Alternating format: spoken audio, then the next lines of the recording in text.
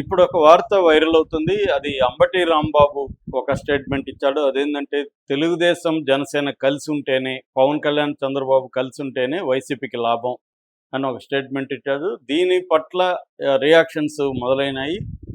లాభం ఎలాగో చెప్పలేదు అతను అని వీళ్ళు అంటున్నారు, తెలుగుదేశం, జనసేన వాళ్ళు.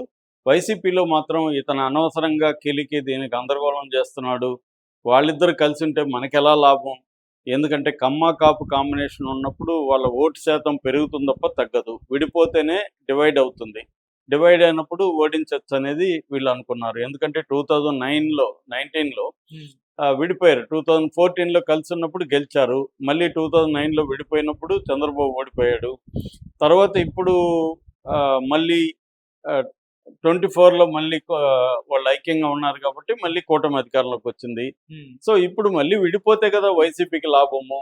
కానీ విడిపోకపోతేనే వైసీపీకి లాభం అని అంబటి ఎలా చెప్తాడు అని వైసీపీ వాళ్ళు కూడా చాలామంది అంబటి మీద విరుచుకుపడుతున్నారు.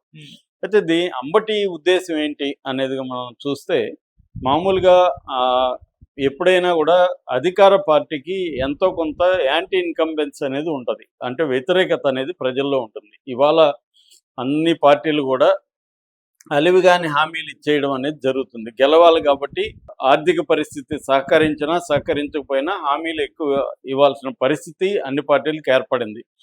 మోడీ లాంటి వాళ్ళే ఒకప్పుడు ఉచితాలకు వ్యతిరేకం అని చెప్తున్న మోడీనే బీహార్లో ఇవాళ వాళ్ళ కూటమి 10,000 స్త్రీల అకౌంట్లో వేసింది, నిరుద్యోగుల భృతి ప్రకటించింది, ఇవన్నీ చేస్తుంది. ఎందుకంటే ఇవాళ దేని మీద ఒక దాని మీద నమ్ముకుంటే కుదరదు. ప్రజల్ని ఏదో ఒక రకంగా మభ్యపెట్టి ఓట్లు వేయించుకోవాలి అన్న దీంట్లో ప్రతి పొలిటికల్ పార్టీ ఉంటుంది. ఎందుకంటే అధికారంలో ఉన్న పార్టీకి ఖచ్చితంగా యాంటీ ఇన్కంబెన్స్ అనేది పనిచేస్తుంది. సో దానివల్ల రాంబాబు ప్లాన్ ఏంటంటే యాంటీ ఇన్కంబెన్సీ ఎక్కువ మంది దీంట్లో బయటకు వస్తే వీళ్ళు యాంటీ ఇన్కంబెన్స్ అనేది చీలిపోయి, అంటే ప్రతిపక్షాలు ఎక్కువ ఉన్నప్పుడు చీలిపోయి అది అధికార పక్షానికి ఉపయోగపడుతుంది అనేది ఈయన ఉద్దేశం. కలిసి ఉన్నారనుకో యాంటీ ఇన్కంబెన్స్ అంతా గుంపగుత్తగా వైసీపీకే పడుతుంది అనేది ఆయన ప్లాన్. అది ఒక రకంగా లాజికల్గా కరెక్టే. ఎందుకంటే చాలాసార్లు యాంటీ ఇన్కంబెన్సీ చీలిపోయినప్పుడు అధికార పార్టీ చేస్తుంది. అందుకని ఇప్పుడు మనకి ఇక్కడ బీహార్లో ఎన్నికల్లో చూసుకుంటే కూడా ఈయన ప్రతిసారి ఓవైసీ ఎందుకు అక్కడ పోయి పోటీ చేస్తాడంటే యాంటీ ఇన్కంబెన్సీ ముస్లింల్లో ఉంటుంది కాబట్టి స్ట్రాంగ్గా ముస్లిం ఓట్ని చేల్చడం అనేది ఈయన పని. అట్లాగే ఇప్పుడు ప్రశాంత్ కిషోర్ కూడా అదే పని చేస్తున్నాడు. బీ టీమ్ టు మోడీ అనేది ప్రతిపక్షాలు విమర్శిస్తున్నాయి.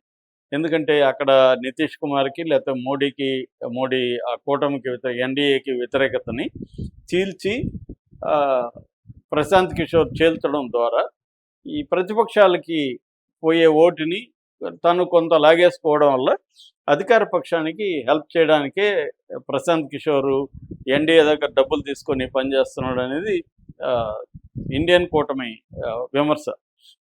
ఆ రకంగా ఇక్కడ కూడా ఏం చెప్పిన దాంట్లో లాజిక్ వచ్చేందంటే ఈ ప్రభుత్వం మీద వ్యతిరేకత ఉంది. ఈ ప్రభుత్వం మీద వ్యతిరేకత రేపు బీజేపీ, జనసేన సపరేట్గా పోటీ చేశారనుకో, ఆ వ్యతిరేక ఓటు బీజేపీ, జనసేన, వైసీపీ, కాంగ్రెస్ల మధ్య చీలిపోతుంది. అప్పుడు వైసీపీ వీక్ అయిపోతుంది. సో కాబట్టి అధికారంలో లేనప్పుడైతే అది కరెక్టే. అధికారంలో లేనప్పుడు వైసీపీకి యాంటీ ఇన్కంబెన్సీ చీలిపోకూడదు. పవన్ కళ్యాణ్ లాజిక్ కూడా అదే కదా. పదే ఓట్ల చెల్లనివ్వను అని ఎందుకన్నాడు?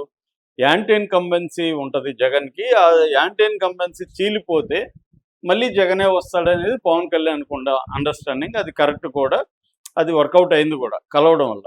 కానీ అధికారంలో లేనప్పుడు అది వర్కౌట్ అవుతుంది.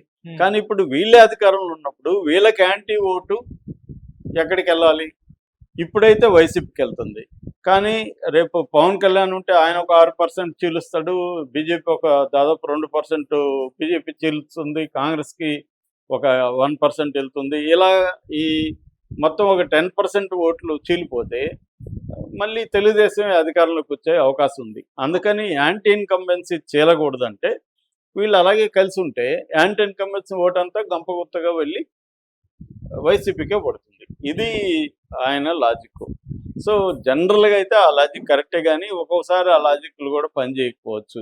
ఎందుకంటే అంత యాంటీ ఇన్కంబెన్స్ ఉండాలి. అదంతా గూడా వైసీపీ ఆల్టర్‌నేటివ్ అని జెప్పి వైసీపీ నిలబడగలగాలి. ఇవన్నీ ఉన్నాయి. చాలా చోట్ల అది రాంగ్ అని గూడా ప్రూవ్ అయింది. కాబట్టి ప్రతి థియరీ అన్ని సార్లు, అన్ని సమయాల్లో వర్కౌట్ అవ్వదు.